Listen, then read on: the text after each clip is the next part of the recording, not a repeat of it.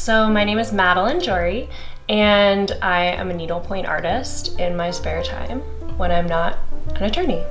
My name is Needlepoint Nudes, but what I'm doing is technically embroidery. So the way that I got into it was my best friend who lives in Texas, as a gift for me, made me a tiny little needlepoint embroidery hoop of a little cactus. It was so beautiful and just like simple and so sweet that I asked her to show me how she did it, and she sent me like a YouTube video and she showed me what she bought at Michael's, and I just went and started and tried it. Like, I've always done kind of crafting and artsy stuff, so I used to paint, I used to draw, I used to make things out of clay, I used to make jewelry, but I'd never really done embroidery before. So I just tried it, and it turns out that it's actually very similar to drawing. Yeah. Because I would draw something first and then transfer it over to the fabric, and then I'm basically painting or drawing with thread. So I've always been most interested in drawing and painting faces and nudes, like portraits. This was like an exciting new medium for me to try. This was also happening as I was studying for the bar. 3 years in law school, like I did no arts, no crafts, sad, studious time. And then I'm studying for the bar, and suddenly I have all this free time. It's not really free because I'm studying, but I have all this unstructured time. And I really was craving like a creative outlet.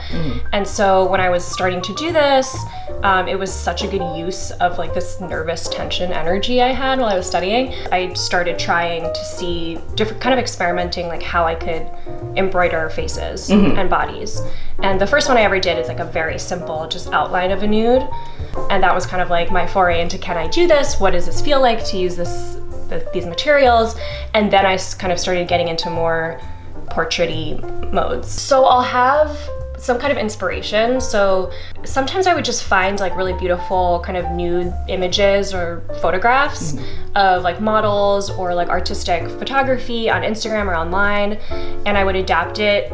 I would just kind of sketch it out of what I wanted it to be, and like changing some parts of it to be more like conducive to thread. Once I have the design on a piece of paper, I'll like mark over it in thick black pen. I got a light box. I used to, the light box is great. I used to just wait until it was light out and tape the paper to the window and then tape the canvas over it and just trace like that. Yeah. The light box is much easier. And so I'll just put the drawing on it and put the kind of whatever fabric I'm gonna use over it and just trace it with this kind of blue marker that dissolves with water. So you can see the design, and then I put it into a wooden hoop that holds it taut.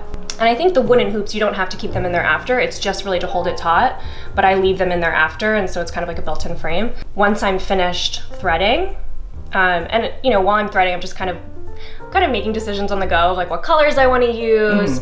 And the best part about it is that when you mess up, all you need to do is just pull the thread back. So it's like very low stakes. Then I wash it under like cold water and the blue marker comes off. You know, it took me a few times to kind of figure out how thick I wanted the lines to be, and you can control that because when you buy the thread, it's actually 6 very thin threads together.